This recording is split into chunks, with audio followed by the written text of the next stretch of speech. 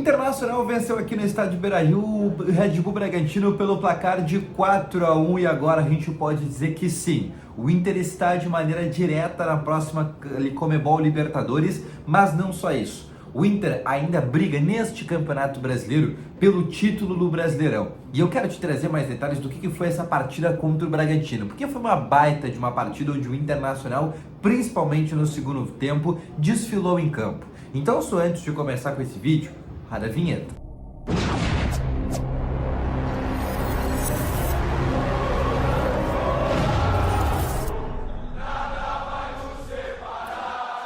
Muito boa noite, colorados, começando aqui com novas informações do Internacional, diretamente aqui do estádio Beira-Rio, onde o Inter venceu por 4-1 a equipe do Red Bull Bragantino.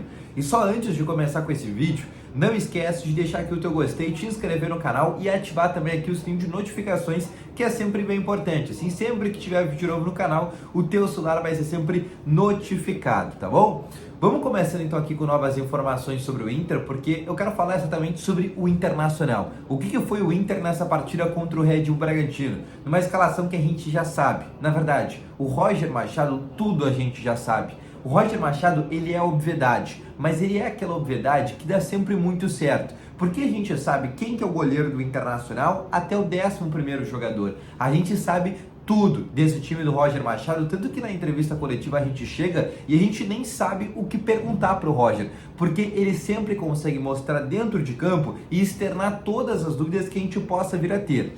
Mas falando sobre o time do Inter, que foi uma equipe que a gente já esperava, teve uma surpresa que foi o fato do Fernando ter começado e o fato do Fernando, inclusive, ter jogado ali durante 60 minutos da partida dele, que durou até ali por volta de 20, 25 do segundo tempo, ele conseguiu estar em campo. E essa foi uma baita notícia. O Inter que começou o jogo daquela maneira que a gente conhece, daquela maneira assídua, daquela maneira internacional, e logo conseguiu fazer 1-0 num pênalti do Alan Patrick, que foi sofrido pelo Rafael Santos Borré.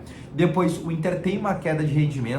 Pela primeira vez o Inter toma um gol de bola aérea na era Roger Machado, que é um erro crasso, né? Foi um erro na bola do Juninho Capixaba, onde ele consegue fazer um gol no primeiro pau e não tinha ninguém marcando ele. Foi a primeira vez que a gente viu um erro crasso do time de Roger Machado. Um erro que a gente realmente olha e fala, ali a gente errou, ali houve uma falha de marcação. E a princípio deve ser um erro situacional, porque depois o Inter não errou mais no jogo. O Inter teve ali pequenas situações e observações que o Red Bull Bragantino acabava conseguindo, porque o Bragantino começou em dado momento do jogo a enturpir de pontas, colocar ponta, atacante, tira Sacha, tira volante, tira lateral, tira zagueiro e coloca ponta, em top de ponta, coloca Vinicinho Mota, coloca Mosqueira, coloca todos, Vitinho, todos os jogadores de lado de campo para tentar pulverizar o Inter pelos lados, e mesmo assim o Bragantino não consegue. O Bragantino é uma equipe que é um bom time, de nominata, é uma escalação interessante, mas que por algum motivo nesse Campeonato Brasileiro tem tudo para ser rebaixado para a segunda divisão.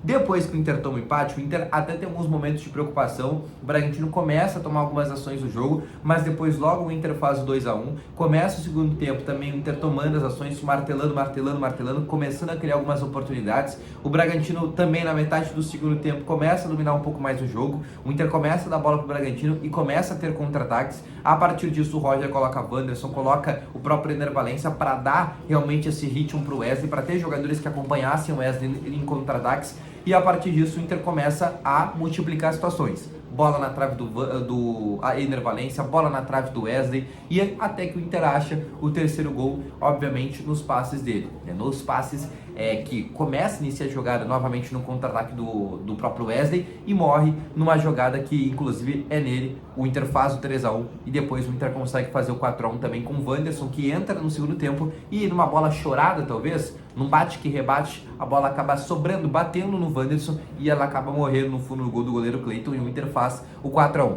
Um placar um pouco mascarado, talvez, porque o Bragantino teve situações ali para poder empatar, ainda quando estava 1-1 podia até virar o jogo, talvez, mas foi o placar que o Inter precisava fazer. Era o placar que o Inter tinha que fazer nesse jogo, porque por mais que a gente fale só vitória, não é a só vitória que basta, porque se realmente o Inter pensa em ser campeão brasileiro, o Inter também vai ter que tirar saldo de gol. O Inter também vai ter que tirar saldo de gol para Palmeiras e Botafogo. E o 4-1 hoje contra o Red Bull Bragantino foi de suma importância. Porque a próxima rodada do Internacional, o Inter precisa vencer o Flamengo que ainda assim mantém um sonho de ser campeão brasileiro, mesmo que também seja sendo difícil, e além disso, o Internacional, depois disso, tem a partida contra o Botafogo, que é depois da final da Libertadores, diga-se de passagem, que ou o Botafogo vai estar baqueado, ou o Botafogo realmente já vai ter sido campeão da Libertadores e daqui a pouco vai estar com uma pressão um pouco menor. Mas ainda assim, o Inter precisa tirar esse saldo para o Botafogo, que de hoje é 4. Se o Inter vai para o jogo direto e vence por 2-0 aqui no Estádio Beira-Rio, ou por 2 gols de diferença, teoricamente o Inter já tira essa certa diferença. E é algo que o Inter também vai ter que pensar, porque dentro dos cálculos que a gente faz de Botafogo não pode ganhar, Palmeiras não pode ganhar esse jogo, aquele jogo lá, né? Porque existem muitas possibilidades, mas só uma o Inter é campeão brasileiro, que é, nessas últimas rodadas que tem, nessas últimas 3, o Palmeiras vai ter que perder 2, e o Botafogo vai ter que, podendo vencer uma, mas tem que empatar uma e tem que perder uma. Essa é basicamente como que tem que ser as últimas 3 rodadas do Campeonato Brasileiro, com Palmeiras e Botafogo tropeçando em 2 jogos, né? O Palmeiras tendo que perder 2 e o Botafogo tendo que perder 1, que teoricamente pode ser para o Internacional, e tendo que empatar um outro jogo. É assim que precisa funcionar para o Inter ser campeão brasileiro. Ou seja, é difícil? É muito difícil, e ainda mais pelo próprio Internacional, não porque o Inter está 16 jogos invicto, mas porque o Inter não tem margem de erro. O Inter não pode empatar com o Flamengo, o Inter não pode empatar contra o Fortaleza, isso não basta para o Internacional, ou empatar aqui contra a equipe do Botafogo. O Inter tem que ganhar os 3 jogos dos 3 times que hoje estão no G4 do Campeonato Brasileiro, tirando Fortaleza, né, que hoje, tirando na verdade o Flamengo, que hoje está na 5ª colocação, mas pode voltar para o G4 caso empate ou assim, vença a equipe do Fortaleza. Aí até pode voltar para o G4 do Campeonato Brasileiro.